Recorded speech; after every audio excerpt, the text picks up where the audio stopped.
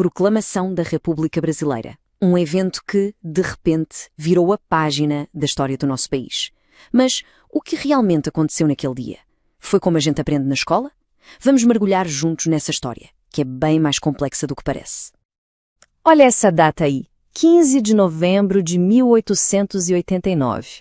É bom guardar bem esse dia. Foi quando o Brasil, de uma hora para outra, deixou de ser um império e virou uma república.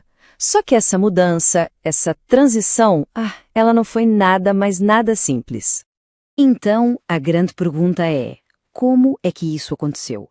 Será que foi o povo que foi para a rua gritando por mudança? Foi uma revolução popular ou foi outra coisa? Pois é, a história por trás da fundação da nossa República é, para dizer o mínimo, surpreendente. O título aqui já dá uma pista, né? Uma república pela força. E para a gente entender como chegamos em 1889, a gente precisa voltar um pouquinho no tempo. A semente da república, olha que curioso, não foi plantada nas ruas, em meio ao povo. Ela nasceu no papel, num documento fundamental quase 20 anos antes. E esse documento é o Manifesto Republicano de 1870. Ele foi, digamos, o pontapé inicial. Foi ele que botou as ideias republicanas no mapa, de forma organizada. Só que ele já nasceu mostrando uma coisa. O movimento republicano estava longe, bem longe de ser unido. E aqui está o pulo do gato. O ponto crucial é esse. Não existia um projeto de república. A palavra república significava coisas completamente diferentes para cada grupo. Tinham visões que não só eram diferentes, eram totalmente opostas. Um verdadeiro cabo de guerra de ideias sobre o que o Brasil deveria ser. Basicamente, a gente pode resumir essa briga de ideias em 3 grandes correntes, 3 visões que batiam de frente.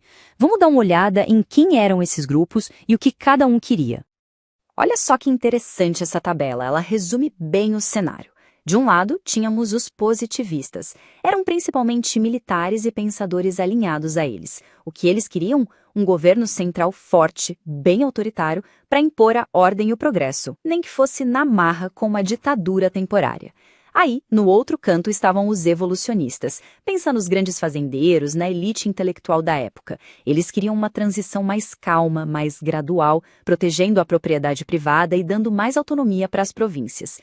E, correndo por fora, vinham os revolucionários. Esse grupo queria uma mudança radical, com participação do povo para acabar de vez com o poder dos grandes coronéis, das oligarquias, 3 Brasis completamente diferentes em disputa. Imagina só, isso tudo se arrastou por quase 2 décadas, de 1870 até 1889. 20 anos de debate, de discussão, de projetos que não chegavam a lugar nenhum. Ninguém conseguia entrar num acordo. E no final das contas, quando a conversa não resolve, o que acontece? A força toma o lugar da palavra. E com esse impasse todo, o cenário estava pronto para que um desses grupos fizesse um movimento. E um movimento decisivo. E quem agiu? Os militares. Liderados pelo Marechal Deodoro da Fonseca, eles simplesmente deram um golpe de Estado.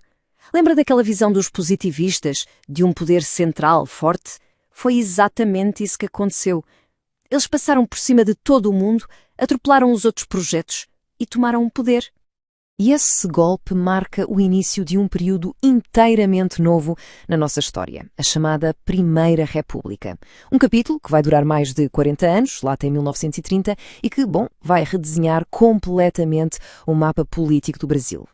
Uma vez no poder, o novo governo provisório não perdeu tempo. A ordem era agir rápido, de forma decisiva, para consolidar o poder e apagar os vestígios do império.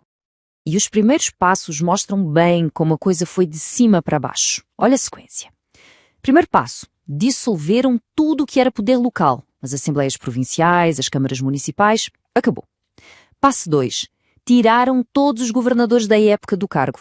E só depois de fazer essa limpa toda é que eles convocaram uma eleição para um congresso constituinte. Ou seja, a lógica foi, primeiro a gente centraliza todo o poder na nossa mão, depois a gente discute como vai ser a nova Constituição.